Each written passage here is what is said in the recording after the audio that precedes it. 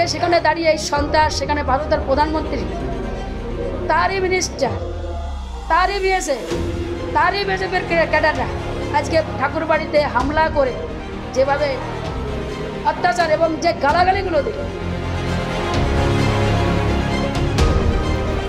কেন বড়মার ঘরকে মমতা বন্দ্যোপাধ্যায়ের রাজনীতির আখড়া বানানো হলো? লোকসভা ভোটের আগে মতুয়া ঠাকুরবাড়ির অশান্তিকে কেন্দ্র করে উত্তপ্ত হয়ে উঠল উত্তর 24 পরগনার গাইঘাটা।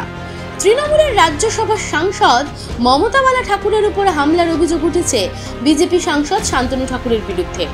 তিনি আবার আসন্ন লোকসভা নির্বাচনে বনগাঁর বিজেপি প্রার্থীও। রবিবার কেন্দ্রীয় মন্ত্রী শান্তনু ঠাকুরের বিরুদ্ধে ঠাকুরবাড়িতে ঢুকে তালা ভেঙে বড়মা বীণাপাণি দেবীর ঘর দখল নেওয়ার অভিযোগ ওঠে। এই ঘটনায় দুজনেই একে অপরের দিকে অভিযোগের আঙুল তুলেছে। জানি না কি কারণ, সন্ধ্যার সময় বিজেপির কিছু ক্যাডার বড় বড় লাঠি হাতে শান্তনু ঠাকুরের যারা ফোর্স, যে সামনে সে বিএসএফের যে পুরো ইটা থাকে, মানে তোমার যুদ্ধ লাগলে যেটা হয়, সেই সব জিনিসপত্র নিয়ে তারা মানে রীতিমতন হামলা। আজকে পিয়ার ঠাকুর মেমোরিয়াল ট্রাস্টের যে বিল্ডিং আমার পিছনে, সেখানে যে তার ভিতরে যে ভাঙচুর করেছে, বিভিন্ন লোকরে মারধর করেছে তাদের প্রতি, এবং পরবর্তীকালে যে ক্যামেরা ছিল, সিসি ক্যামেরা আমরা মেলাতে লাগিয়েছিলাম, সেই ক্যামেরাগুলো পুরো ভাঙচুর করছে। লাঠিটা আপনারা দেখতে পাবেন। এরপরে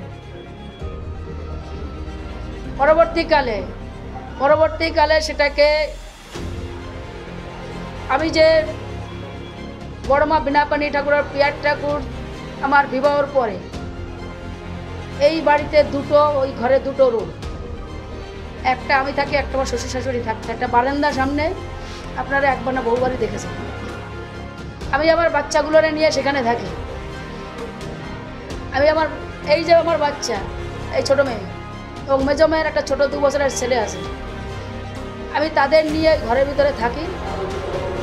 আজকে সেখানে এই পাশের গেট খোলা, বড় গেটটা খোলা আমার, সেখান দিয়ে না ঢুকে শান্তনু ঠাকুর নিজে হাতুড়ি এনে, সাপল এনে, এবং ভূদেব নাম করে না কি সুদেব, কিছু বিজেপির ক্যাডার আজকে আমার ঘর বাড়ি ভেঙে, সেই তালা ভেঙে এবং ঘরের ভিতরে আক্রমণ। আমরা ওখানে বসে আছি, আমাকে পুরো ধাক্কা দিয়ে ঘরের ভিতরে ঢুকেছে।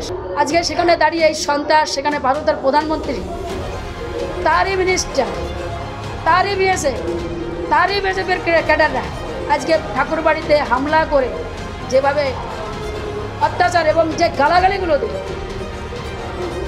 জাত তুলে গালাগালি। প্রথম কথা হচ্ছে জাত তুলে, ছোট লোক, ছোট জাত, এবং যে ভাষাগুলো ইউজ করছে আমার পক্ষে বলা খুব কঠিন।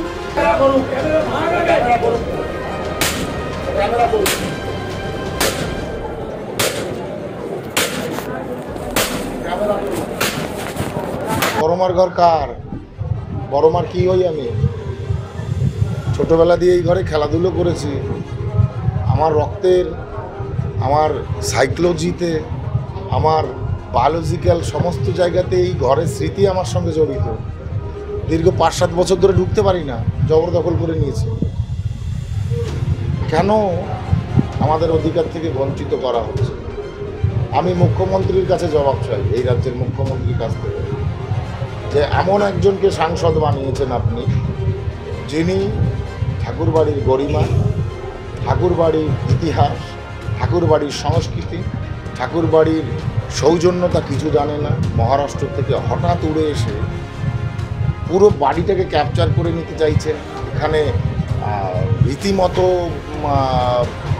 দুষ্কৃতীদের ঢুকিয়ে আজকে মেলাকে খারাপ পরিস্থিতি তৈরি করছেন।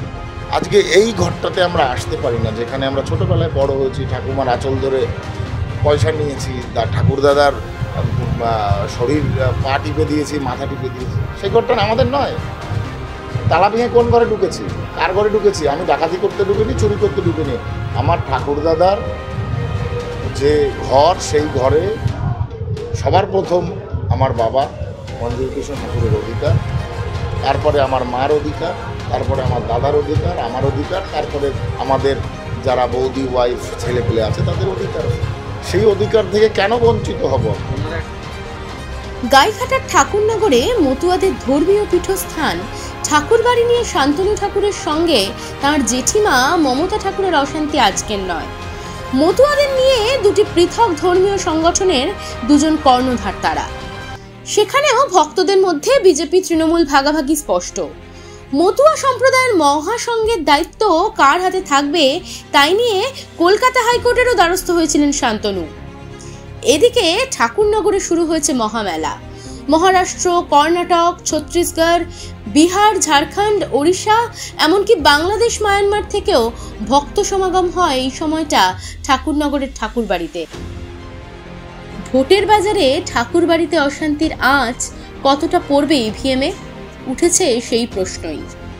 আমার বাপ ঠাকুরদার আমল থেকে আমরা দেখিনি কোনোদিন। এখানে পার্টি আছে, পার্টির জায়গা, যার যার পার্টি সেই করুক, বাইরে করুক, ঠাকুরবাড়ির মধ্যে আমরা সহ্য করব না কোনো ভক্তই।